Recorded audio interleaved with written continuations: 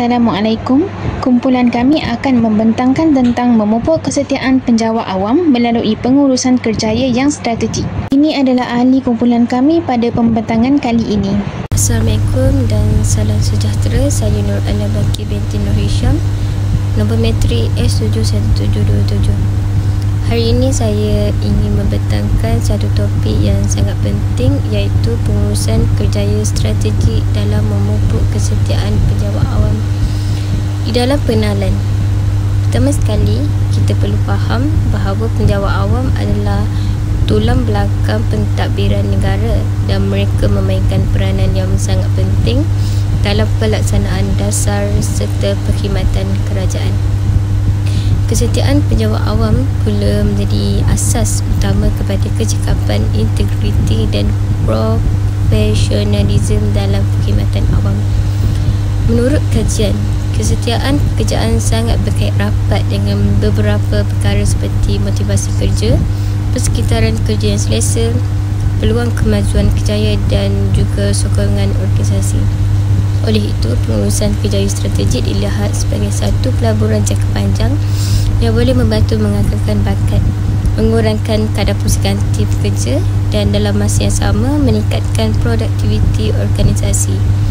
Jadi, objektif laporan ini adalah untuk membincangkan bagaimana pengurusan kerjaya strategik ini boleh memupuk kesetiaan dalam kalangan penjawat awam. Proses-proses pengurusan sumber manusia berkaitan dengan memupuk kesediaan penjawat awam melalui perancangan kerjaya yang strategik. Pengurusan sumber manusia dalam sektor awam memainkan peranan penting dalam memastikan kestabilan pentadbiran negara dan kesejahteraan masyarakat. Penjawat awam sebagai pelaksana dasar dan penyampai perkhidmatan kerajaan perlu mengekalkan tahap kesetiaan dan komitmen tinggi bagi menjamin keberkesanan sistem penyampaian.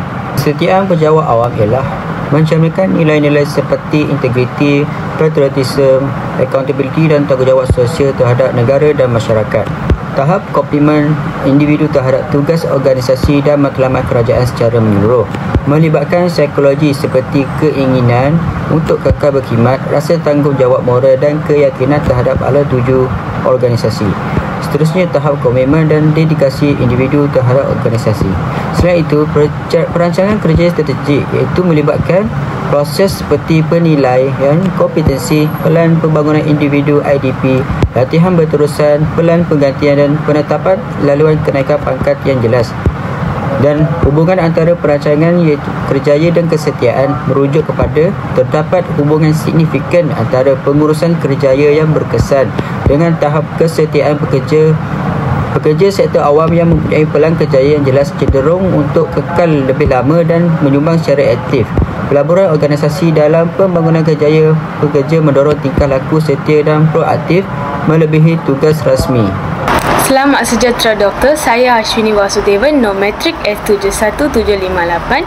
Sekarang saya akan bentangkan tentang kaedah pengurusan sumber manusia untuk pengurusan modal insan dalam sektor awam. Pertama, sistem pembangunan kerjaya berasaskan kompetensi. Sistem ini bantu penjawat awam faham kemahiran dan tingkah laku yang diperlukan untuk kenaikan pangkat. Ini selari dengan teori pengurusan sumber manusia strategik. Contohnya, Jabatan Perkhidmatan Awam menggunakan penilaian kompetensi bagi memastikan keadilan dalam proses kenaikan pangkat. Kedua, pelan pembangunan individu dan program bimbingan. Ia membantu menetapkan matlamat kerjaya dengan bimbingan penyelia dan mentor. Berdasarkan teori hierarki keperluan Maslow, apabila keperluan asas dipenuhi, pekerja terdorong capai pencapaian diri. Contohnya di Singapura, pegawai junior dibimbing mentor senior. Ketiga, latihan kepimpinan dan perancangan pengantian. Latihan ini mempersiapkan penjawat awam menjadi pemimpin masa hadapan. Teori motivasi perkhidmatan awam menyatakan penjawat awam terdorong oleh rasa bertanggungjawab sosial. Contohnya, Institut Tadbiran Awam Negara melatih pegawai bagi menduduki jawatan tinggi. Keempat, pengiktirafan ganjaran dan kenaikan pangkat telus. Pengiktirafan berdasarkan merit, tingkatkan moral dan kepuasan kerja selari dengan teori dua faktor Hertzberg. Di Jepun, kenaikan pangkat dibuat secara telus berdasarkan prestasi. Kelima, latihan berterusan dan pembangunan profesional. Latihan ini bantu penjawat awam sesuaikan diri dengan perubahan teknologi dan dan dasar semasa. Mengikut teori Maslow, ia membantu mencapai akuatilasi diri. Contohnya, Kementerian Kesihatan Malaysia mewajibkan latihan berterusan sebagai syarat pembaharuan lesen. Akhir sekali, komunikasi dua hala dan penglibatan dalam keputusan. Apabila penjawat awam dilibatkan dalam keputusan, komitmen mereka meningkat. Teori motivasi perkhidmatan awam menekankan nilai keterlibatan ini. Sebagai contoh, My Feedback oleh mampu memberi ruang penjawat awam bersuara. Assalamualaikum, saya Nur Adina Nadira binti Muhammad Zaifuah, nombor metrik S71735 akan membentangkan tentang isu. Isu yang pertama adalah kesetiaan organisasi yang kurang penekanan dalam sektor awam. Menurut kajian Nur Zaini Zainal Abidin 2022, kesetiaan penjawat awam jarang dijadikan fokus utama dalam menilai prestasi kerajaan tempatan. Dalam sektor awam, terlalu bergantung kepada peraturan kerja dan jaminan pekerjaan tidak menjamin kesetiaan yang tulen. Dalam era sekarang, pentadbiran awam menuntut tabir urus yang baik dan telus. Jika penjawat awam ini tidak setia, usaha reformasi kerajaan akan terganggu. Penjawat awam yang tidak setia mungkin akan bekerja sambil lewa, tidak menyelesaikan masalah rakyat dengan baik dan tidak menjaga mutu perkhidmatan. Isu yang kedua, hubungan antara kesetiaan organisasi, accountability dan kepercayaan awam. Accountability ini bermaksud penjawat awam bertanggungjawab ke atas setiap tindakan dan keputusan mereka. Kepercayaan awam pula bermaksud rakyat percaya bahawa kerajaan dan pegawai-pegawainya bertindak dengan jujur dan beretika. Kesetiaan penjawat awam sepatutnya bukan hanya kepada ketua jabatan atau pemimpin politik tetapi kepada organisasi dan matlamatnya. Kesetiaan yang betul akan mendorong penjawat awam bekerja dengan cekap dan telus walaupun tanpa pengawasan. Mereka berani melaporkan salah laku, mencadangkan penambahbaikan dan menjaga integriti organisasi. Kesetiaan yang tulen akan membantu penjawat awam membuat keputusan yang beretika dan mengutamakan rakyat serta menolak amalan tidak beretika seperti rasuah. Isu yang ketiga pula ialah ketidakpuasan rakyat terhadap mutu penyampaian perkhidmatan. Dulu, banyak perkhidmatan awam diberikan secara percuma atau bersubsidi. Tetapi sekarang, banyak perkhidmatan seperti kutipan sampah dan lesen perniagaan dikenakan bayaran. Walaupun rakyat membayar, kualiti perkhidmatan masih rendah. Ramai rakyat mengadu tentang kelewatan dalam proses, layanan buruk di kaunter dan tahap kecekapan kaki tangan yang lemah. Ini menyebabkan rakyat hilang kepercayaan kepada kerajaan, terutamanya kerajaan tempatan yang menjadi barisan hadapan dalam berurusan dengan masyarakat. Yang terakhir adalah peranan kesetiaan sebagai pemangkin kepada kepercayaan awam. Kajian Nur Zaini Zainal Abidin 2022 menunjukkan kesetiaan penjawat awam adalah penghubung penting antara accountability dan kepercayaan rakyat. Kepercayaan awam terhadap kerajaan tidak berlaku secara automatik. Ia terbina melalui pengalaman rakyat, pemerhatian mereka dan cara penjawat awam melaksanakan tugas. Analisis menggunakan Smart PLS membuktikan bahawa kesetiaan memainkan peranan penting sebagai mediator dalam hubungan ini. Tanpa kesetiaan yang tulen, walaupun penjawat awam patuh pada peraturan, kepercayaan rakyat tetap tidak dapat dipertingkatkan. Penjawat awam yang setia akan memberi layanan mesra, maklumat tepat dan bertindak segera dalam membantu rakyat. Jika sebaliknya berlaku, rakyat akan terus hilang kepercayaan walaupun dasar kerajaan yang dilaksanakan adalah baik. Assalamualaikum, saya Nurfatia Atika S72021. Terdapat 6 cabaran dalam memupuk kesadaran penjawat awam melalui pengurusan kerjaya. Pertama, kekurangan kesedaran di kalangan penjawat awam mengenai pentingnya pengurusan kerjaya. Menurut Desler 2018, organisasi masih perlu memberi hala tuju yang jelas kepada kaki tangan mereka kerana masih ada yang tidak dapat melaksanakan tugas dengan baik.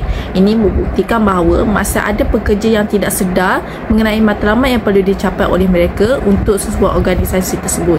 Yang kedua, kerana birokrasi. Birokrasi yang tinggi juga mempengaruhi proses pengambilan keputusan. Keputusan yang kompleks dan lambat boleh menyebabkan kekecewaan dalam kalangan penjawat awam. Buktinya, isu proses kenaikan pangkat dalam penjawat awam makan masa yang lama walaupun mempunyai prestasi yang baik mengakibatkan ada segelintir pegawai merungut jika tidak dinaikkan pangkat, maka mereka akan tinggalkan organisasi.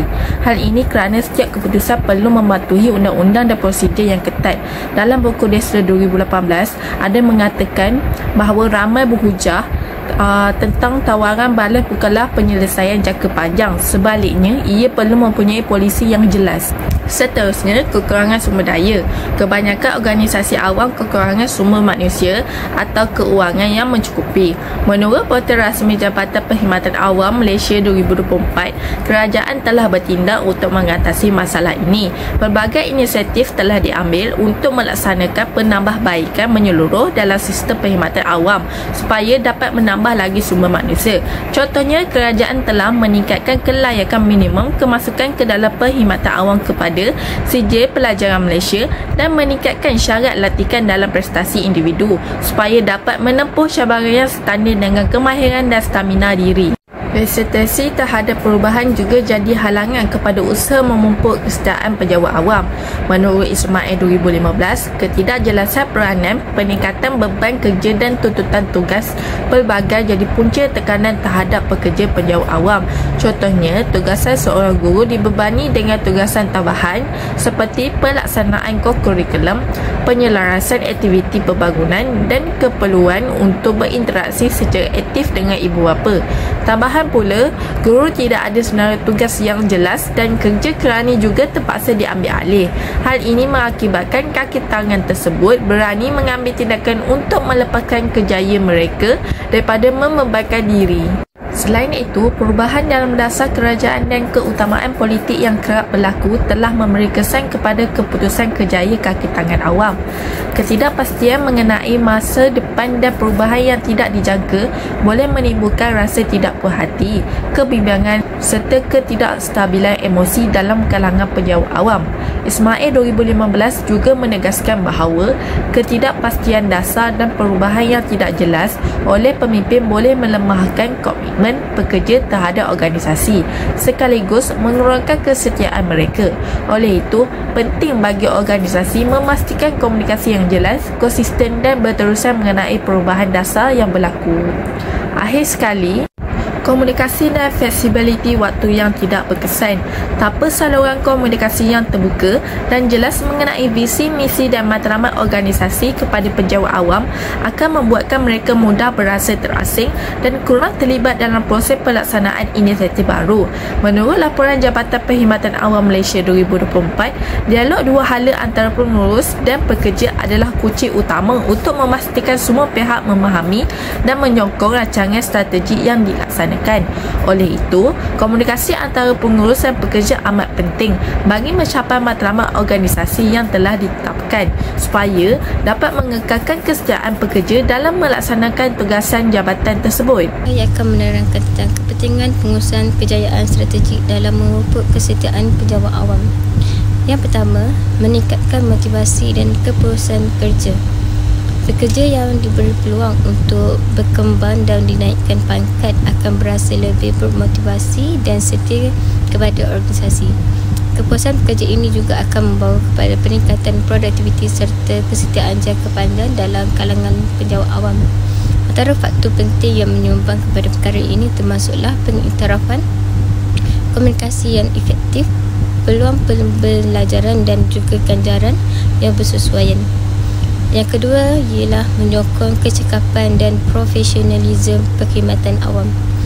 Pengurusan kejayaan yang baik membantu penjawat awam untuk merancang pembangunan diri dan seterusnya menyumbang kepada kecekapan organisasi secara keseluruhan. Strategi seperti latihan, kepimpinan, rotasi kerja dan bimbingan dapat membantu membina generasi pemimpin sektor awam yang lebih cekap dan beretika. Profesionalisme yang meningkatkan ini secara tidak langsung akan meningkatkan kepercayaan rakyat terhadap perkhidmatan awam. Dan isi yang terakhir, memastikan keseimbangan kerja. Keseimbangan antara kerja dan kehidupan peribadi sangat penting untuk memastikan pejabat awam kekal setia kepada organisasi. Polisi kerja yang fleksibel dan suasana kerja yang sihat boleh meningkatkan pelibatan serta produktiviti dalam kalangan pekerja. Organisasi yang perhatian terhadap aspek keseimbangan ini juga lebih berpeluang mengekalkan pekerja yang untuk tempoh yang lebih lama. Cara menangani yang pertama adalah pemantapan struktur organisasi yang sistematik dan menyeluruh. Menurut Max Weber, struktur birokrasi yang berperaturan dan berhierarki ini meningkatkan keadilan dan kepercayaan dalam organisasi. Struktur organisasi yang jelas boleh membantu penjawat awam faham terhadap tanggungjawab dan mengurangkan kekeliruan serta tekanan kerja. Apabila sistem kerja tersusun, penjawat awam rasa dihargai dan lebih setia. Cara yang kedua adalah membentuk budaya organisasi yang positif. Budaya kerja yang menyokong, terbuka dan menghargai pekerja bantu mewujudkan rasa memiliki. Kajian menunjukkan bahawa suasana kerja yang positif dapat meningkatkan kesejahteraan psikologi dan komitmen terhadap pekerja. Apabila nilai organisasi selari dengan nilai pekerja, tahap kesetiaan akan meningkat. Seterusnya, pembangunan modal insan yang dirancang secara holistik. Latihan pemerkasaan kemahiran dan keseimbangan kerja kehidupan penting untuk bangunkan modal insan. Teori pertukaran sosial iaitu apabila organisasi ini melabur pada pekerja, pekerja akan balas dengan kesetiaan. Penjawat awam yang rasa dihargai akan lebih bermotivasi dan setia. Dan terakhir, penggunaan teknologi komunikasi yang efisien. Teknologi moden seperti e-latihan dapat meningkatkan komunikasi dan kecekapan kerja. Komunikasi yang cepat dan jelas boleh mengurangkan tekanan kerja dan tingkatkan keyakinan pekerja. Peleburan dalam teknologi bantu memupuk kesetiaan jangka panjang dalam kalangan penjawat awam. Dan daripada tugasan ini, kesetiaan penjawat awam bukanlah sesuatu yang datang secara automatik. Ia perlu dipupuk melalui pendekatan yang bersifat strategik. Pengurusan kerjaya yang berstruktur dan holistik berperanan dalam meningkatkan motivasi, kepuasan kerja, kecekapan dan komitmen dalam kalangan penjawat awam. Pembangunan modal insan secara berterusan merupakan kunci utama kepada kelestarian perkhidmatan awam serta kepercayaan rakyat terhadap institusi kerajaan. Oleh itu, strategi pengurusan kerjaya yang telus, adil dan berimpak tinggi amatlah penting dalam usaha mengekalkan kesetiaan penjawat awam di tempat kerja.